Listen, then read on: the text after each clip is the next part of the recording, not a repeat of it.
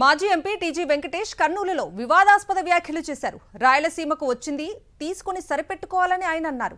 లేదంటే అవి కూడా సీమకు రావని, కూటమి ప్రభుత్వంలో ఇచ్చింది పుచ్చుకోవాలని చెప్పారు. రాష్ట్రంలో నిరుద్యోగ భృతి అవసరం లేదని, నిరుద్యోగులకు కూటమి ప్రభుత్వంలో ఉద్యోగాలు కల్పించాలని డిమాండ్ చేశారు టీజీ వెంకటేష్. అడగంటే అమ్మాయినా అన్నం పెట్టదు, ఆ హక్కుకి ఎక్కువ అంటే ఒడ్డు మీద కొట్టి పంపుతారు. మనం ఇచ్చేటప్పుడు ఇప్పించుకోవాలనే, వాళ్ళు ఇవ్వము అన్నప్పుడు అప్పుడు హక్కుల గురించి మాట్లాడాలి. ఇస్తూ పోతున్నారు, తీసుకొని వస్తాం ముందు, మళ్ళీ ఫైట్ అనేది రానప్పుడు లాస్ట్లో పోతుంది. అంటే నిరుద్యోగ వృత్తి ఏం సరిపోతుంది? ఉద్యోగాలు ఇప్పిస్తే మేలు, కానీ నిరుద్యోగ వృత్తి ఇస్తే ఏమొస్తుంది చెప్పండి? అప్పుడు 5,000 రూపాయలు ఇచ్చినట్లు ఉంటుంది. అంత గత ప్రభుత్వంలో 5,000 ఇచ్చి మళ్ళీ వాళ్ళు అడ్డదారిని బతకాల్సిందే, కానీ 5,000కి బతకలేరు.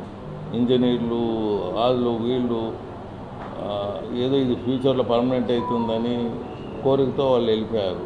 ఇప్పుడు రోడ్డు మీదకి వచ్చారు. అన్ని లక్షల మందికి ఉద్యోగాలు ఇవ్వలేరు ప్రభుత్వం కూడా. ప్రభుత్వం వసూలు చేసే ఖజానంతా దానికి వెళ్ళిపోతుంది. సో ఇట్స్ ఏ బ్యాలెన్స్గా పోతే ఎప్పుడు కానీ ఉంటుంది. Balance is important.